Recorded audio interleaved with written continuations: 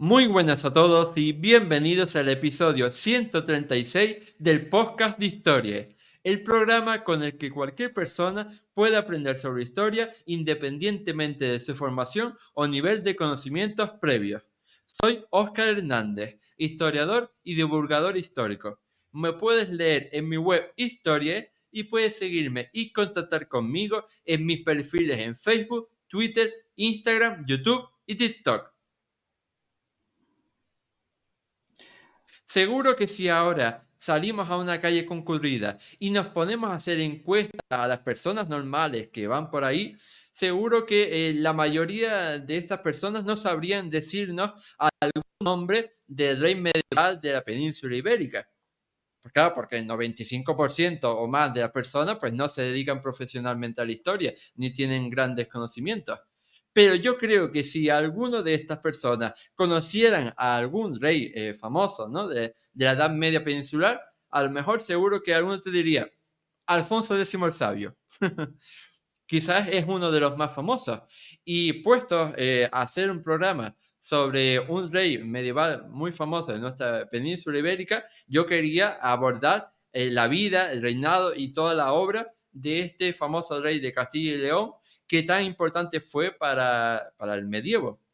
Y bueno, puestos a hacer un programa acerca de Alfonso X el Sabio y de toda su trascendencia para la historia medieval, hoy he tenido el placer y el honor de contar en este podcast con un experto en el tema para que nos hable sobre él. Él es Javier Ortiz Rodríguez, graduado en Historia por la Universidad Complutense de Madrid, especializado en Historia de las Religiones. ¿Qué tal estás, Javier? Muy buenas noches, Óscar. Gracias por magnífica presentación. La verdad que ha sido una introducción preciosa para este momento y es un placer para mí estar aquí. Vamos a dar con todo para reivindicar, por supuesto, al rey sabio. Para mí, mi rey favorito, la verdad. Y muchas gracias a ti, sobre todo, por estar aquí y por aportar luz sobre la oscuridad de la ignorancia, como a mí siempre me gusta decir, ¿no? La divulgación es como luz sobre la oscuridad de la ignorancia que puede haber en la sociedad. Así que muchas gracias.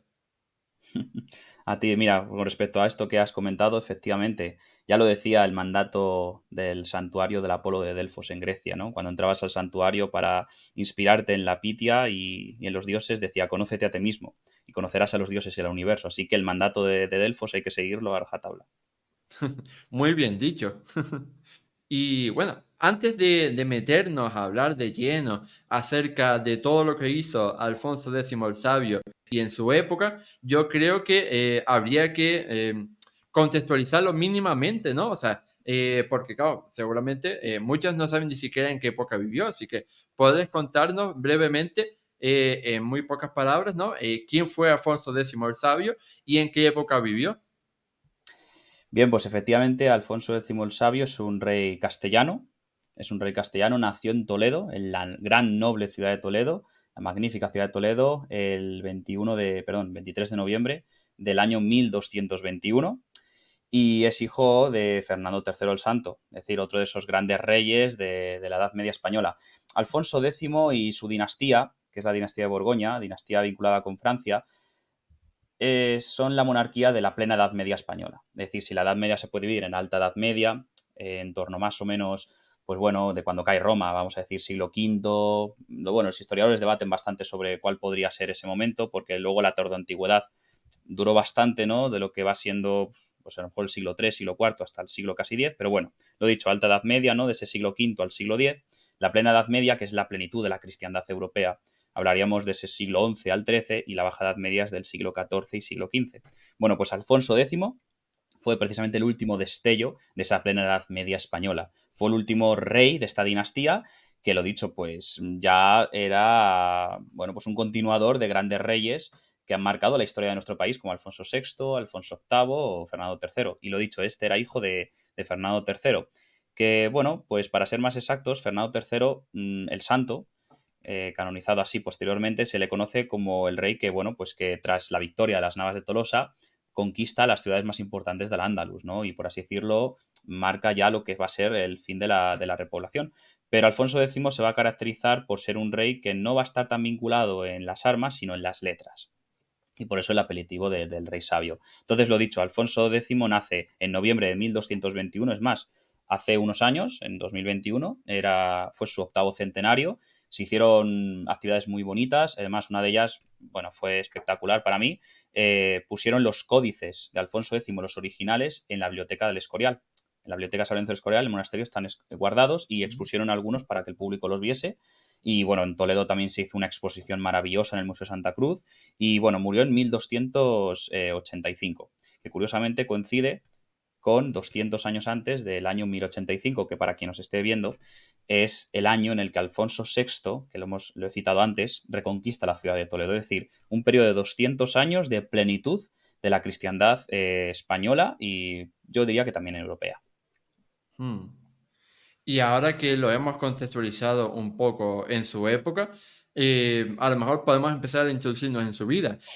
A mí me gusta siempre, cuando hablamos de personajes famosos, pues no ir directamente a su vida adulta, ¿no? A todo lo que hizo, sino también abordar un poco su infancia, su juventud, para entender cómo se forjó esa personalidad, esa, ¿no? Esa figura que después sería de adulto. Cuéntanos un poco acerca de lo que sabemos acerca de la infancia, adolescencia, ¿no? Juventud de Alfonso como hijo de Fernando III el Santo, como tú has dicho, y también de su madre, de Beatriz de Suabia. Efectivamente. Claro, la verdad que los progenitores de Alfonso X eran personas muy importantes, que no es baladí, que él luego se convirtiese en quien fue. La infancia de Alfonso X, bueno, lo dicho, nació en Toledo, pero sí que es verdad que, bueno, pues por su padre, que siempre estaba en la zona de Andalucía, ¿no? Pues no estuvo mucho tiempo, vamos a decir, en su infancia en Toledo, sino que estuvo en distintas partes. Sí que es cierto que llegó a colaborar con su padre en las conquistas de Andalucía. Es más, estuvo en la de Sevilla era muy importante, pues estuvo con él, estuvo apoyándole en las campañas militares y luego él posteriormente llevaría a cabo campañas militares, pero lo dicho, no tan notorias, no tan sonoras como las de su padre. Su padre, al fin y al cabo, ahí fue, pues, bueno, una estela difícil de seguir. Entonces, durante esta etapa de, lo dicho, cuando era un infante, vamos, en su juventud, aparte de vez en cuando, pues colaborar en ciertas campañas, también se dice que fue criado en Galicia. Y bueno, eso luego va a influir muchísimo para una de sus grandes obras que hablaremos ahora, que son las Cánticas de Santa María.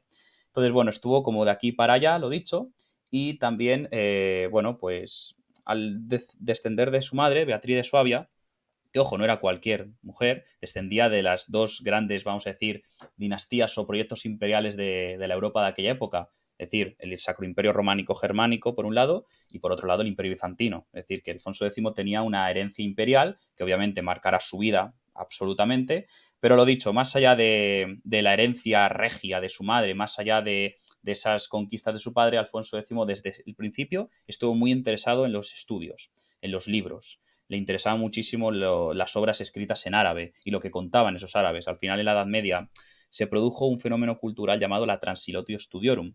Transilatio Studiorum, que al final consistió en que los árabes, cuando conquistaron toda la zona del Mediterráneo oriental, con la Égira, ¿no? El 622, ¿verdad? Es el año en el que se marca el fin perdón, el principio del Islam.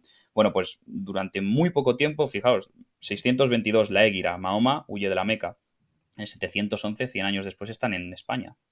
Conquistan el reino visigodo de Toledo. Sí, pues durante todo ese periodo en el que habían conquistado gran parte del imperio bizantino, bueno, pues cogieron muchísimos textos y muchísimas obras de esos grandes centros del saber, los tradujeron en el árabe y obviamente los árabes se llevaban esas obras allá a los territorios donde conquistaban. Y claramente, pues en España había grandes bibliotecas, en Al-Ándalus, ¿verdad? Grandes centros donde había todo tipo de saberes de Oriente, que al final, pues lo dicho, Alfonso X estuvo siempre muy interesado en saber qué contaban los árabes de lo que se hablaba o se había recogido en esos lugares de otro lado del Mediterráneo. Y bueno, pues más o menos esos fueron los rasgos más característicos de la infancia del rey hasta ser coronado como monarca de Castilla y León. Hmm. Y déjame decirte que yo creo que la historia ha recompensado a Alfonso X porque si bien en su época, a lo mejor como tú has dicho, vivió un poco, digamos, eclipsado por la fama de su padre, Mm. hoy en la actualidad yo creo que la gente conoce mucho más a Alfonso X el Sabio que a Fernando III el Santo. O sea, ganaron las letras a la espada. Bueno, sí que es cierto que puede ser más sonado, pero fíjate, yo creo que Fernando III sigue siendo igual de famoso. Por lo menos más en Andalucía, porque está enterrado allí. Alfonso Mm. X también está enterrado en Sevilla, ¿no? Pero es verdad que, bueno, Fernando III, claro, al final cuando tú estudias la historia de España, pues sabes que ese rey fue el que acabó con, pues prácticamente con los siglos del Andalus. Entonces, bueno, realmente es tan interesante por eso y fascinante la plena Edad Media en lo que concierne a los reyes castellanos. Como para mí los cuatro grandes, lo que he dicho antes, Alfonso VI, Alfonso VIII, Fernando III y Alfonso X, los cuatro son igual de famosos. Y además cada uno con sus virtudes, cada uno con algo que les ha caracterizado. Entonces, sí que es verdad que Alfonso X el Sabio, por el título de sabio, como que nos llama más la atención o como que nos interesa más saber quién era esa persona para ser considerado un sabio, pero realmente yo te diría que todos ellos son igual de famosos porque ha habido algo en su vida que ha marcado que todavía lo recordamos pues, desde que empezamos a estudiar historia o desde que vamos al colegio a que nos enseña la historia. Mm. Y de hecho, antes me faltó decirlo, pero por supuesto, recomendamos a todos nuestros oyentes y espectadores que vean o escuchan el programa que grabamos hace nada con Francisco García Fitz sobre la batalla de las Navas de Tolosa, en el que precisamente es uno de esos momentos cumbres con uno de esos reyes estelares de la Edad Media. Y ahora te quería preguntar acerca de cómo fue ese ascenso al poder en los reinos de Castilla y de León de Alfonso X tras la muerte de su padre en 1252. Ujú.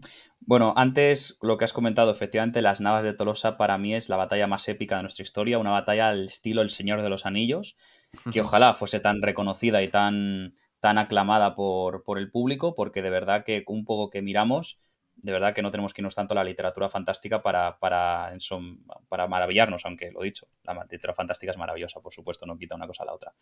Bueno, pues Alfonso X la verdad que llega al trono de una forma más sencilla de lo que parece, en el sentido de que no es caótico, no accede al trono en un momento de inestabilidad, en un momento muy delicado para el reino, lo que sí hará su hijo, Sancho IV. Ahí sí que es verdad que Sancho IV se enfrentó a su padre Alfonso X, estaba el problema con la nobleza y demás. Sí es verdad que ha habido reyes que han accedido al trono en un momento de Juego de Tronos, vamos, para traer aquí un poquito también literatura fantástica, pero es verdad que, claro, que tal era la estabilidad del reino de Fernando III, tal fue el gran momento que vivía Castilla y León, que el ascenso al trono de Alfonso X fue pues una continuación.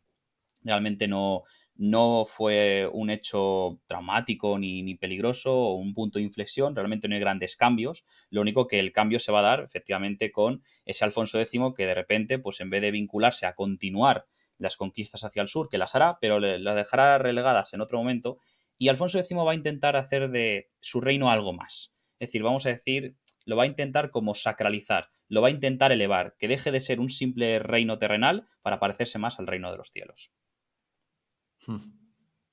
Y para seguir con este, ¿no? El recorrido por su vida, yo quería empezar por conectar, antes de meternos, ¿no? Con las cosas culturales y demás, quería conectar con la vida de su padre para que nos hablara acerca de las conquistas militares de Alfonso X el Sabio, continuando, ¿no? La labor de su predecesor, por ejemplo, la conquista de Jerez, la de Salé, la del puerto de Rabat, la de Cádiz. Bien, pues efectivamente, Alfonso X, las conquistas que va a realizar en lo que va a ser, tras la batalla de las Navas de Tolosa, lo que es el Al-Ándalus de los almohades se fragmenta. Obviamente eso marca un punto de inflexión y nunca volverán a ser de nuevo un estado conjunto. Entonces, claro, van a volver a estar territorios de taifas en los que incluso van a tener sus propios juegos de tronos. Es decir, muchas veces sus propias rivalidades van a hacer que dependan o pidan ayuda a los reyes de Castilla y León, reinos cristianos, para ello. Entonces, claro, sí que es cierto que Alfonso X realiza, pues, estratégicamente, yo diría que conquistas importantes, como Murcia, que es yo diría que de las más sonadas, al final mantener esa comunicación con el Mediterráneo, aumentarla, yo diría, incluso la de Cádiz, ¿no? Estamos hablando del estrecho de Gibraltar. Lo que pasa que, claro, no llega a ser tan importantes como las de Sevilla y Córdoba. Vamos a decir que el marketing que tuvo esas dos conquistas fueron demasiado, entonces las de Alfonso X no tienen tanta resonancia. No obstante, yo me quedaría más no con las conquistas como Murcia o Sevilla, sino con algo más importante. Como diría Johan Cruyff, que yo soy muy futbolero, lo difícil no es llegar a la cima, sino mantenerte en ella. Y lo que hizo Alfonso X es precisamente lo que había costado tanto, tanto tiempo con el Duero, la repoblación de las zonas de los ríos. Entonces, Alfonso X lo que hizo y potenció fue repoblar la zona de la Castilla Nueva, Castilla-La Mancha hoy en día. Es decir, fundar muchísimas villas, muchísimos pueblos, incluso fortalecer a base de fueros los del norte, vamos a decir, de lo que es del sistema central, ¿no? Lo que es Castilla y León hoy en día. Entonces sí, lo dicho, Murcia, Cádiz, sí, puntos estratégicos sobre todo de cara al mar. Pero la gran labor de Alfonso X fue lo dicho, fundar muchísimas villas, fundar muchísimos pueblos de lo que va a ser el resto de Castilla hasta llegar a Despeñaperros, incluso en parte de Andalucía, y hacer que al final, pues en cuestión de muy poco tiempo, lo que lo dicho había sido todavía todo lo que es actualmente Andalucía llena de reinos de taifas, se va a reducir solo a Granada y Málaga. Es decir, es verdad que durará muchísimo tiempo hasta los Reyes Católicos, estamos hablando de todavía 200 años, pero al final solamente quedará un territorio en toda la península bajo el poder del Islam.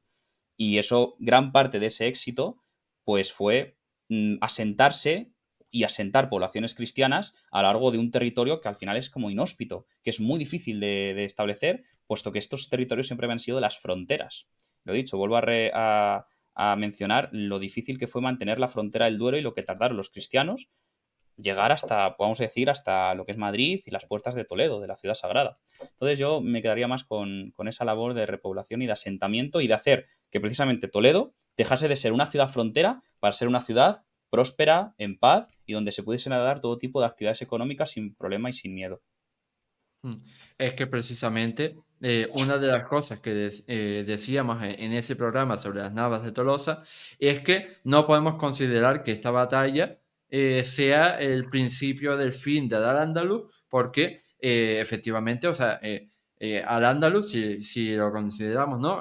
Hasta el final en el Reino de Granada duraría 200 y pico años más, casi 300 años más. Entonces, ¿cómo Mm. podemos considerar el principio del fin algo que va a durar 300 años más? O sea, es un poco absurdo. Sí que es cierto, pero Y... es verdad que fue el punto de inflexión. Lo que sí que es verdad mm, de esa afirmación es que nunca volvió a, por ejemplo, intentar reconquistar Toledo o nunca tuvieron esa oportunidad de seguir ascendiendo. Sí que es verdad que a partir de ahí va a ser el punto de inflexión. Eso sí que. No el jaque mate, por supuesto, ni muchísimo menos, pero sí un mm, punto de inflexión. sí. Y has mencionado el tema de la repoblación, la fundación de villas, etcétera, y todo eso, por supuesto, tiene un coste económico y una generación de ingresos económicos para la corona. Y yo quería preguntar por otro tipo de medidas económicas, de reformas económicas que llevara a cabo Alfonso X durante su reinado. Por ejemplo, sabemos que en esta época se funda, o lo funda el rey, ¿no? El Consejo de la Mesta. ¿Qué fue este organismo y qué trascendencia tuvo? Pues sí, la verdad que el noble Concejo de la Mesta es algo muy interesante que está vinculado con su labor legislativa. A mí me gusta decir que Alfonso X fue un monarca que defendía a los pobres, que era el escudo de la gente, vamos a decir, más humilde y más indefensa. ¿A qué voy con esto? Hay que entender que la gran fuente de riqueza de aquella época era el campo. Es decir, era más que el dinero. O sea, el campo y obviamente la gente dependía absolutamente del mundo agropecuario, era más importante que cualquier transacción económica a la que estamos hoy muy vinculados, ¿no? Era en otros tiempos. Y al final, pues, ¿quién tenía el peso vamos a decir, quién aglutinaba toda esta gran riqueza? La nobleza. La nobleza al final se destacaba por un título en el que tienes una serie de territorios bajo tu poder y bajo tu legislación. Cuanto más tengas, más poderoso eres, más rico, ¿verdad? Mayor relevancia social y demás. Entonces, es curioso cómo Alfonso X, a través de este organismo creado por campesinos, por pastores realmente, intenta proteger a esta población que vive de ello y que es al final su día a día de los abusos de la nobleza.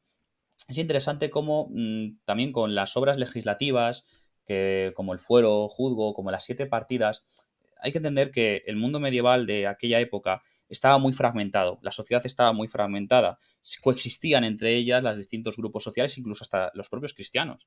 No hay que olvidar que pensamos que los cristianos eran un grupo homogéneo, pero no, porque estaban cristianos mozárabes, cristianos francos, cristianos viejos, que eran los que venían de Asturias, del norte de España. Entonces, al final, es que como que cada uno tenía una propia autogestión, ¿no? Alfonso X intenta, por así decirlo, solventar esa atomización de la sociedad e intentar unificarla toda junta bajo la imagen del rey, ¿no? Bajo el amparo de la monarquía. Bueno, pues obviamente esto le provocó muchísimos enfrentamientos contra la nobleza y el Concejo de la Mesta fue uno de ellos. Es decir, hacer que, vamos a decir, vamos a traer aquí términos contemporáneos, dejar que los propios pastores y además propias personas que se dedicaban a la producción de la lana, que siempre ha sido muy famosa en Castilla, podríamos hablar de la primera industria castellana fue la lana, ahí podíamos, lo he dicho, afirmarlo casi, bueno, pues hacer que ellos mismos tengan una autogestión y no tener que depender tanto de esos poderes de las altas esferas y entre ellos pues poder tener una colaboración donde el rey sí que garantizaba que este concejo de la Mesta no sufriese abusos por parte de una nobleza que hiciese lo que le diese la gana, sino que todo tenía que estar amparado bajo las leyes del reino, las leyes del rey que hacía para unificarlos a todos, en vez de que el anillo para traerlos a todos aquí, para unificarlos a todos, y que al final pues fuese una especie de sociedad jerárquica pero orgánica.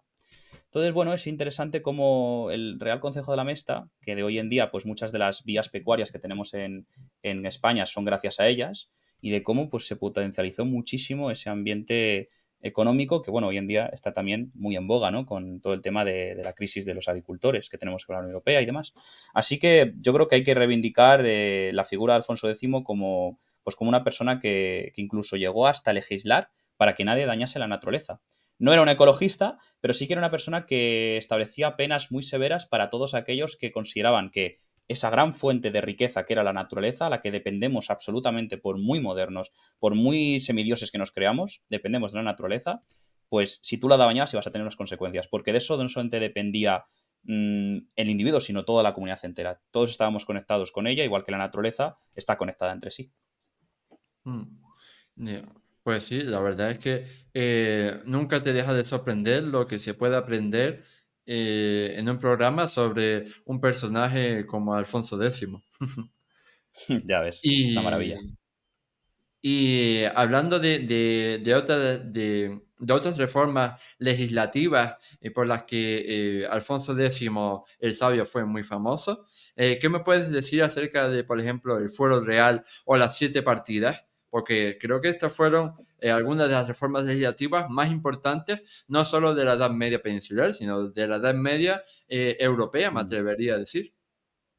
Sí, es un poco lo que acabo de comentar, lo que estábamos hablando anteriormente. Es curioso cómo el Foro Juzgo intenta, por así decirlo, inspirarse en, lo diré en latín, ay, no me acuerdo ahora mismo el nombre, pero bueno, lo que fue el gran corpus legislativo del mundo visigodo, el Ius Iudiciorum, creo que lo estoy diciendo muy mal, perdónenme los que me oyen, pero bueno, estaba totalmente inspirado en raíces visigodas, el Foro Juzgo, ¿no?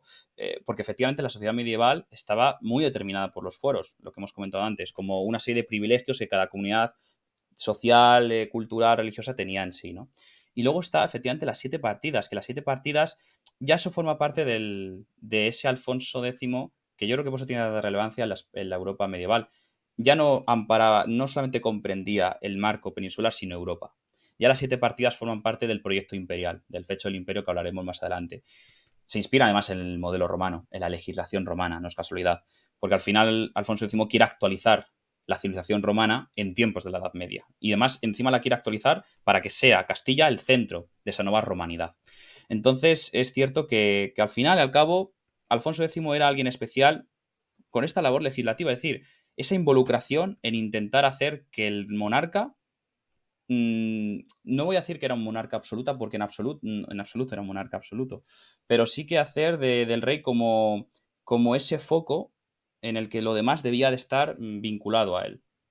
Como, por así decirlo, pues hay que intentar no estar tan divididos, sino estar más unidos, porque al final necesitamos un proyecto común que, más allá, obviamente, pues bueno, de las, vamos a decir, de los caracteres, de las regiones, ¿no? La diversidad. Pero como me gusta a mí decir, unidad en la diversidad y diversidad en la unidad. Y eso es lo que realmente Alfonso X quería, no solamente para el marco peninsular, sino para toda Europa. Y por eso, claro, se llevó tantos enemigos por los intereses pues, subjetivos y privados que tenían pues, la propia legislación del feudalismo y de la distribución de los territorios en base a linajes nobles. Hmm. Y ahora para meternos de lleno en esa labor cultural por la que Alfonso X es tan famoso, ¿no? Y se ganó el apelativo del sabio, ¿qué nos puedes contar a todos los oyentes y espectadores sobre la Escuela de Traductores de Toledo? En qué consistió esta institución o esta organización? La Escuela de Traductores de Toledo es uno de mis temas favoritos. Yo diría que es mi tema favorito de Alfonso X y uno de los que más he trabajado. La Escuela de Traductores de Toledo, a mí como me gusta decirlo, es el Hogwarts español. Es la escuela de magia y hechicería por antonomasia de la plena Edad Media y de la Edad Media en toda Europa, y eso es así. Gracias a lo que he comentado, ¿no? Ese fenómeno cultural de la Transilatio Studiorum. Claro, lo dicho, los cristianos encuentran bibliotecas árabes con una ingente cantidad de información, con una recopilación de saberes de todo el mundo mediterráneo. Claro, ¿y qué pasa? Que descubren que aparte de textos de filosofía y de ciencia ha llegado allende el mar Mediterráneo, pues hay de todo, de magia, de alquimia, hay de las ciencias esotéricas, hay muchísimo.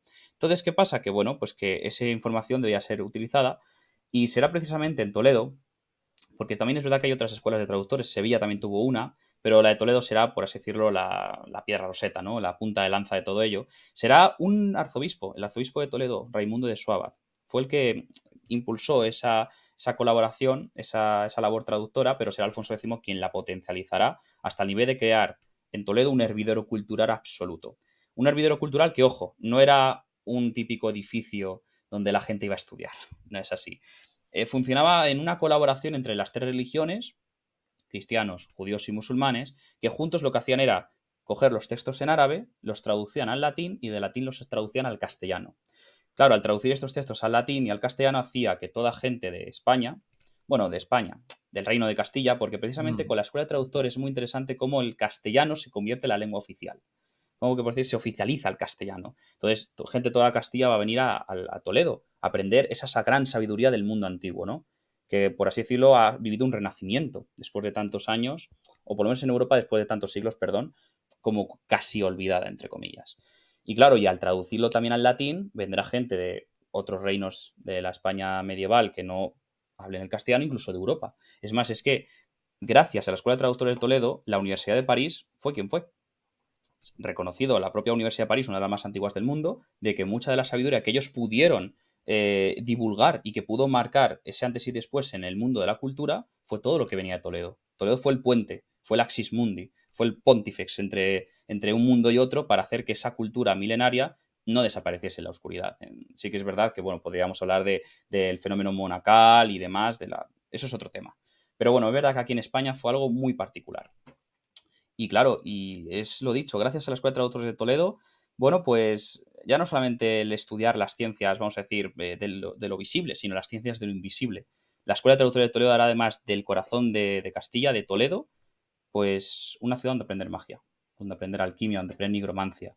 Y de ahí dará muchísimas leyendas y la fama también de la ciudad de Toledo como una escuela de nigromancia, ¿no? Donde, bueno, las grandes magias, las artes toledanas se les llamaba incluso, las artes toledanas para aprender la magia y aprender las sabidurías más ancestrales, allí las podía sacar incluso. Tal llegó la fama que hasta cuenta una leyenda que un simple monje que llegó a gobernar en el trono de San Pedro, gracias a los aprendizajes en Toledo sobre esa magia, llegó allí o sea, fue el punto de inflexión en su vida para conquistar la silla de San Pedro.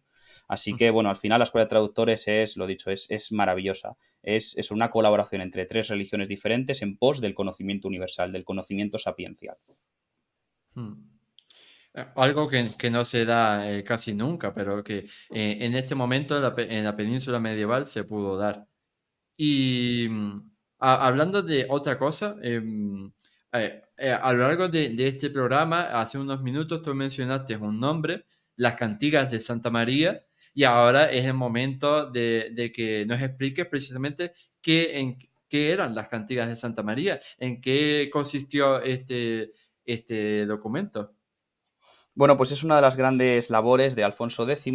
Alfonso X, claro, es el sabio porque lo interesante de esto es que él estuvo totalmente partícipe, involucrado en todos los proyectos de generación de conocimiento, en el jurídico, en el historiográfico, hemos dicho, ¿no? En el científico, mágico y también en el poético literario. Y las cánticas de Santa María realmente es eso, es una recopilación de cantos populares gallegos. Como hemos comentado, él fue criado en parte en Galicia. Entonces le encantaba cómo la lírica gallega, que es una de las grandes líricas de la Edad Media española, esa poesía lírica maravillosa, pues le encaprichaba a los oídos.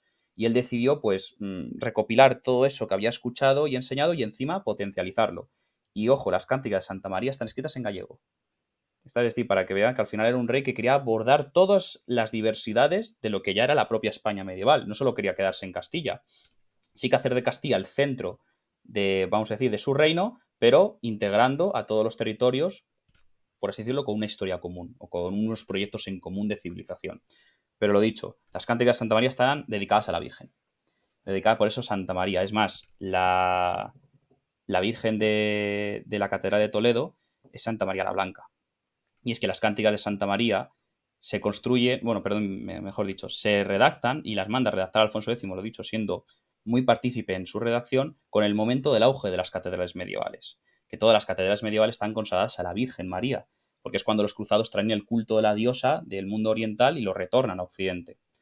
El sagrado femenino, ¿no? Famosísimo del Código da Vinci. Bueno, pues se las dedica a ella y una de las cosas más bonitas de esas cánticas de Santa María, de esta poesía popular gallega, es que se cuenta la leyenda que haciendo un viaje, de los viajes que hacía el monarca por el reino, cae enfermo. Cae enfermo y como tenía esa devoción por la Virgen, por la Madre de Dios, se durmió con las cánticas en el pecho para que le diese fuerza. Se cuenta la leyenda que se curó. O sea, sin ninguna medicación y sin nada, a la mañana siguiente se curó. Entonces, con mayor devoción tenía a la Virgen. Y al final eso, las Cánticas de Santa María es una recopilación de sabiduría popular, de sabiduría del pueblo, en gallego, lo dicho, por esa infancia que tuvo en Galicia, y de dedicación sobre todo a la Virgen. Entonces yo creo que tiene un carácter pues también muy religioso.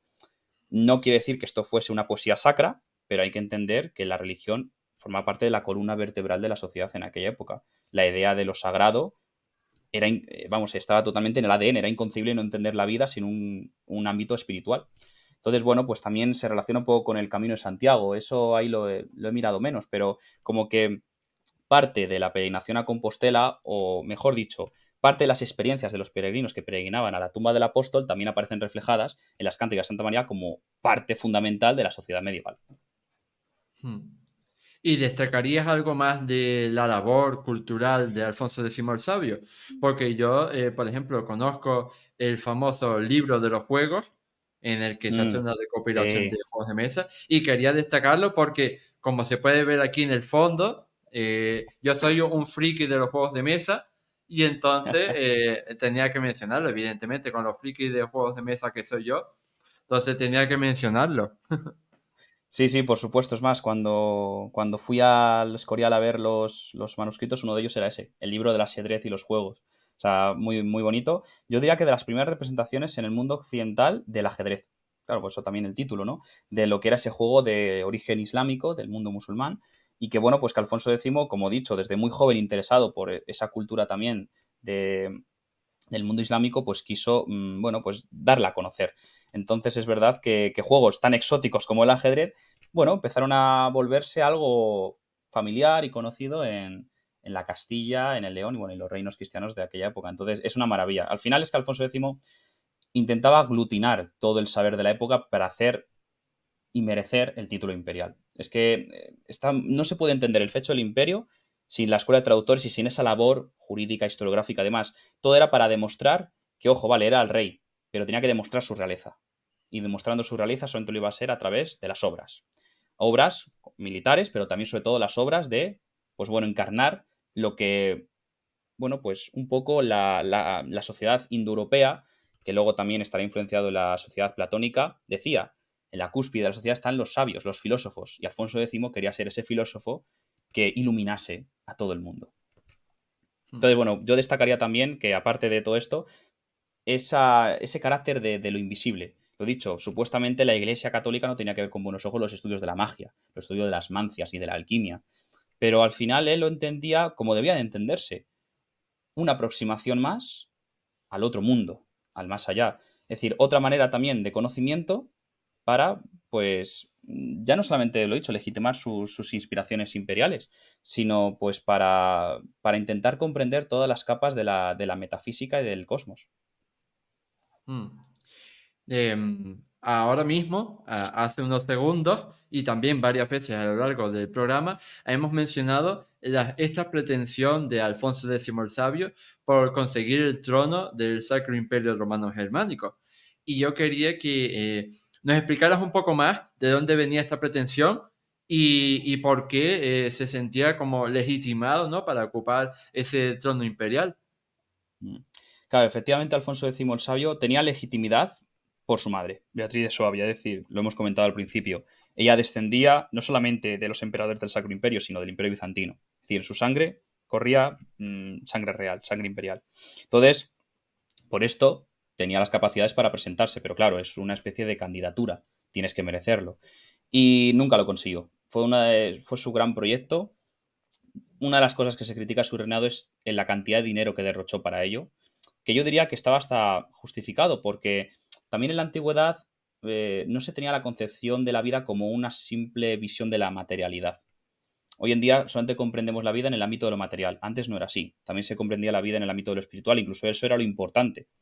Lo material era lo necesario para vivir, pero lo importante era lo espiritual. Entonces, es como que se legitimaba en el sentido de que, vale, gasto una gran cantidad, pero por un bien mayor, por algo que nos define a nosotros mismos y a nuestro proyecto de civilización. Estas cosas que hoy en día nos suenan tan exóticas y tan incluso retrógradas, no lo era antes. Así que bueno, destinó mucha cantidad y no lo consiguió. Pero no lo consiguió no porque no lo mereciese. Fijaos lo que hemos estado comentando desde el principio. La labor, lo que demostró, lo que hizo, lo que ha dejado en la historia de nuestro país. Pero nunca lo consiguió, pues ahí, por también un Juego de Tronos. Es que la Edad Media está llena de Juego de Tronos. El Papa no quiso. No quiso el Papa. El Papa, claro, hay que entender que en la Europa de aquella época había un conflicto entre güelfos y gibelinos. ¿Qué quiere decir esto? Los güelfos apoyaban al Papa, entendían que dentro de las autoridades, la del Papa estaba por encima de la de los reyes. Los reyes son el poder temporal, el Papa es el poder eterno, ¿verdad? Atemporal, espiritual. Pero claro, los gibelinos consideraban que el emperador tenía que estar al mismo nivel de, ojo, no decir de estar por encima del Papa, pero sí a su mismo nivel en el carácter espiritual. Es decir, el emperador, como eran los emperadores romanos, también eran sumos pontífices, es decir, eran pontífex, el puente entre el mundo celestial y el mundo terrestre, lo que conectaba ambos mundos por el bien de la humanidad. Bueno, pues eso el papado no lo quiso ver, no lo quería reconocer, sino que se lo digan a Carlos V cuando hizo el saqueo de Roma. O sea, por algo lo hizo. Bueno, pues claro, esto viene ya desde tiempos medievales. La Iglesia de Roma no quiere reconocer el carácter espiritual, la autoridad espiritual que también tenía el emperador, como había tenido dicho desde tiempos romanos, y de ahí, pues ese conflicto hizo que, claro, que el Papa no quisiese otro emperador. Ya bastante tenía con el del Imperio Bizantino, que ojo, ya había el cisma, ya no había relación entre la Iglesia de Roma y la Iglesia de Constantinopla, pero obviamente el Papa siempre intenta tener todo el control de la cristiandad. Entonces ya tenía el tema del Imperio Bizantino, que aunque quedaba un poco lejos, bueno, aún así también hay que se las apañasen, como dirían ellos. Pero lo dicho, tenía el tema del Sacro Imperio desde hacía ya bastante tiempo y no le interesaba que en España también hubiese otro centro imperial. Entonces, bueno, al fin y al cabo, pues decidió pactar y no, coronar emperador al que más le interesaba. Y a Alfonso X no le interesaba. Es más, curiosamente, Alfonso X no quiso ser emperador por voluntad propia, entre comillas. O mejor dicho, no fue idea suya. Fue la República de Pisa. Ellos eran gibelinos y sabían de la herencia real de Alfonso X y fueron uno de los máximos partidarios y que apoyaban a Alfonso X como el futuro emperador. Pero bueno, al final, a pesar de todo esto, a pesar de lo que él intentó demostrar una y otra vez con esta labor del sabio, del filósofo medieval, pues nunca se lo dieron por un simple juego político de las autoridades. Que con esto creo que se entiende ya, se consigue comprender un poquito más allá. Porque al fin y al cabo, Alfonso X, claro, como era gibelino, quería actualizar el ideal de imperium, hacer efectivamente del centro de España ese eje vertical de integrar una serie de territorios sin someterlos bajo los principios espirituales, unos principios espirituales como ser un paladín de Dios, un filósofo, ¿verdad?, de la sociedad, que buscaba la trascendencia de los individuos y de la comunidad. Claro, eso es lo que él intentó hacer, no le dejaron porque el bando güelfo no lo quería así, no lo entendía así, y claro, y luego sí lo conseguirá Carlos V. Luego Carlos V sí, luego hará de España ese centro del Imperium. Pero ya antes lo intentó Alfonso X en ese fecho del Imperio. El llamado fecho del Imperio, vaya. Y después de toda esta vida, digamos, gloriosa, ¿no? Épica, llena de conquistas militares y reformas administrativas, reformas económicas, legislativas y logros culturales, pues llegamos a la etapa final de su vida, que va a ser mucho más gris, mucho más negra, mucho más oscura, debido, por ejemplo, al conflicto sucesorio que tiene con su hijo, con Sancho IV, porque Mm, Sancho IV era el segundo génito y había muerto su hijo primogénito, Fernando de la Cerda. Háblanos un poco más acerca de este conflicto de sucesión y por qué sucedió y cómo se resolvió. Claro, al fin y al caso las cosas no ocurren porque sí. No hay casualidades, sino causalidades, ¿no? Como diría Fernando Sánchez Dragó. Al fin y al cabo, pues Sancho IV apoyó a los nobles. Alfonso X el Sabio pues estaba enfrentado con los nobles por todas estas reformas, sobre todo legislativas y demás, que los nobles no veían con buenos ojos. Y bueno, pues los nobles quisieron destronar a Alfonso X y dejarle solo todo a Sancho IV el Fuerte. Y eso fue lo que provocó el conflicto con su hijo. Es decir, que si ya de por sí le había deprimido todos los esfuerzos por intentar el título imperial que nunca consiguió, pues ya el remate fue que encima se le volviesen en su contra los nobles, esos conflictos internos y poner a su hijo en contra. Así que acabó bastante triste, no consiguió nunca resolverlo, nunca hubo la paz y realmente, bueno, los nobles no quisieron que llegase la paz, ¿no? Tampoco ellos entendieron la autoridad espiritual, no solamente regia, que quería encarnar Alfonso X. Así que ya una vez que el rey muere, pues claro, hacen lo posible para que Sancho llegue al poder y así volver a tener los privilegios intactos, ¿no? Volver a estar como habían estado sin que un rey les tocase en las narices, vamos a decirlo así, ¿no? Lo que pasa que, bueno, que Sancho el Cuarto, pues por esta razón yo diría que marca el final de una dinastía y da comienzo a otra época, se acaba la plenitud de la cristiandad española, pero bueno, pero Sancho el Cuarto el Fuerte también, bueno, se va a entrar en la Catedral de Toledo como los antiguos reyes y bueno, sí que será un rey que tampoco provocará grandes conflictos en el reino. O sea que tampoco es que vayamos a entrar en una época de decadencia absoluta.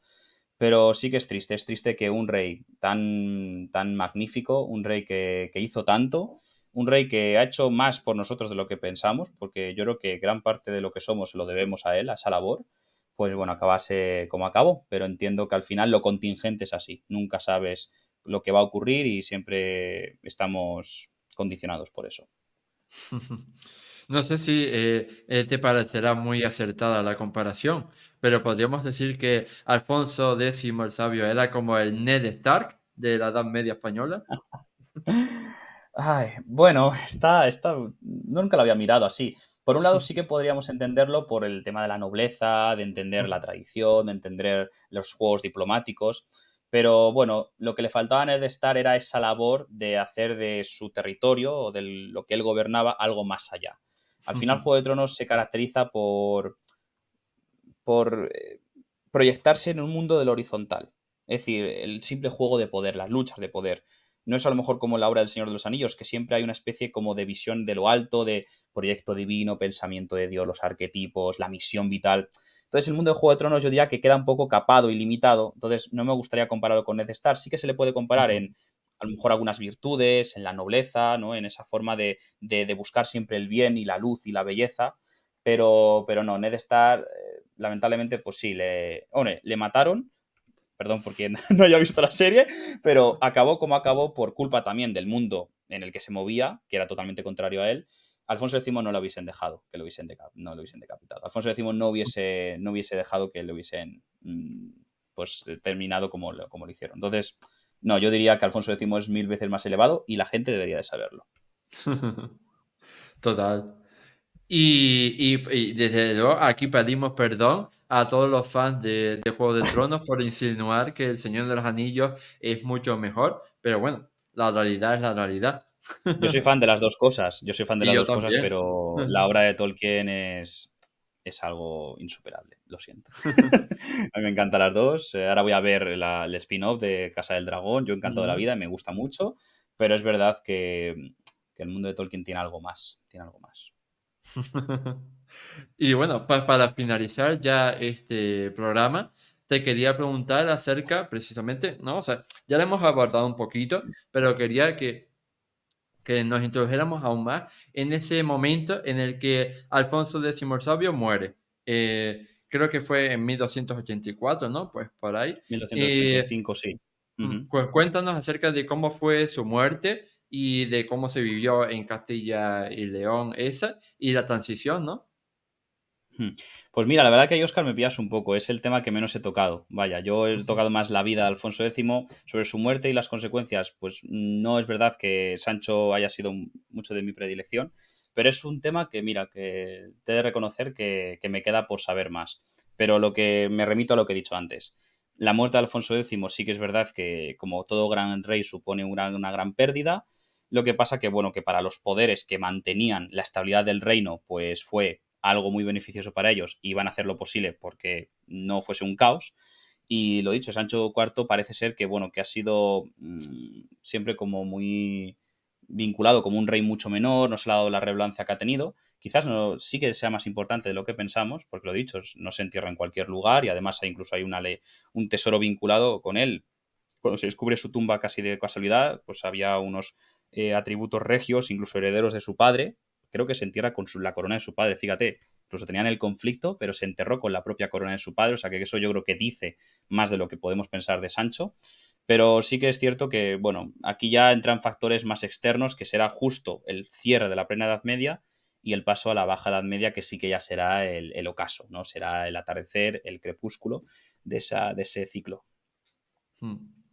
Así que nada, llegados a este punto, tengo que decir que hemos acabado la entrevista, pero yo te quería agradecer infinitamente a ti, Javier, por haber venido aquí a abordar la historia, ¿no? La biografía de este monarca tan importante para la historia de Castilla, para la historia de León, para la historia en general de la Edad Media peninsular. Así que muchísimas gracias por todo.